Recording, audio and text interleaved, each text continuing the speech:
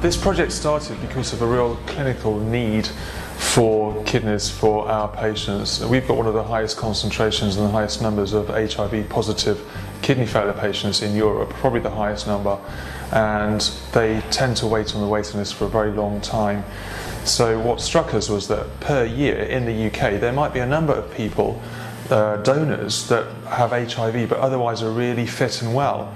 And if the virus is the same virus that the recipient has, then we thought this might be a fantastic opportunity for those patients to have a kidney transplant, as long as we know the virus is very similar.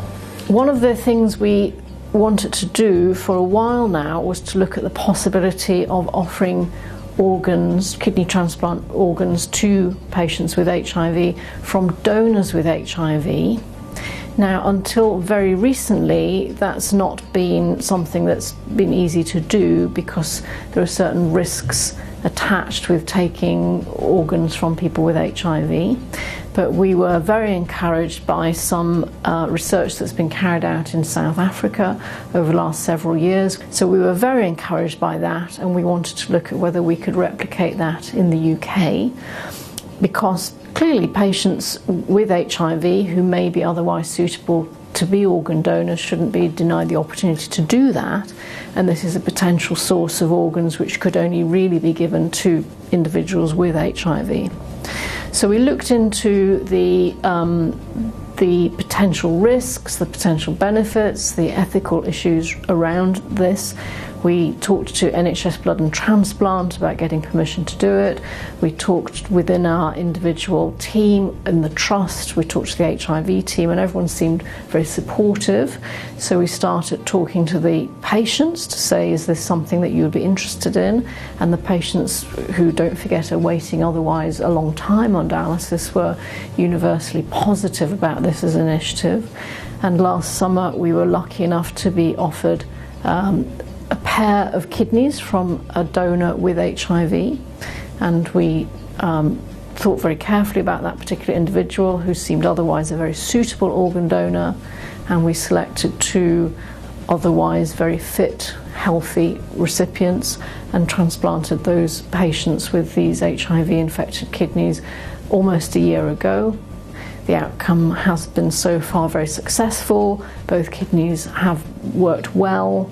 The recipients are both very well, and they're both very grateful for this opportunity, which has basically got them off dialysis.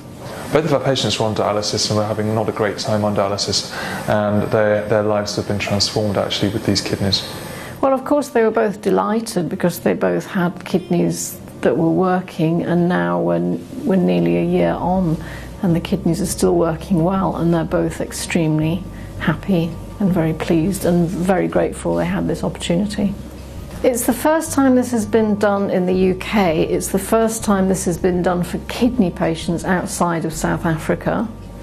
So we felt blazing a trail by doing this.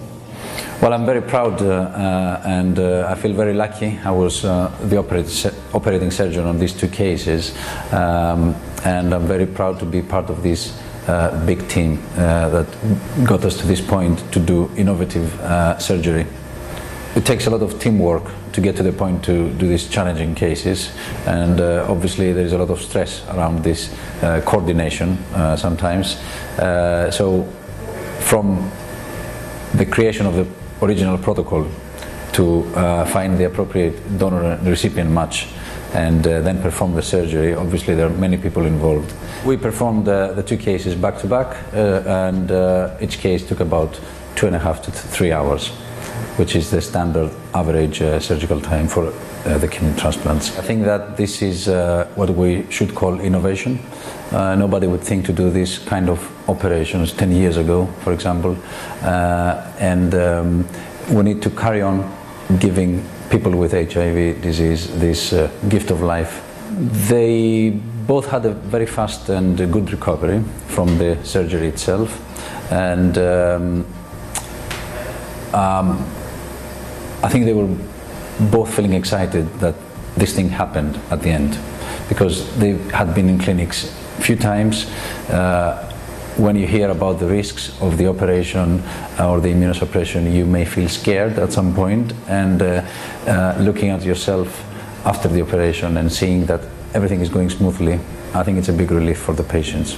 I remember to see the relief in their eyes, and they had their own way to express that to me. We don't quite know actually in the UK how many donors this will be. I think it's probably going to be between 10 and 20 donors to start with per year, and therefore that is going to be double the number of kidneys, so 20 to 40 kidneys, and the same number of livers, for example. So we think it's going to be very beneficial. And in centres like this in London, we have a large HIV positive population, and so I think to be able to use those kidneys in those patients will therefore free up other kidneys for other people as well, so it has extra and add-on benefits.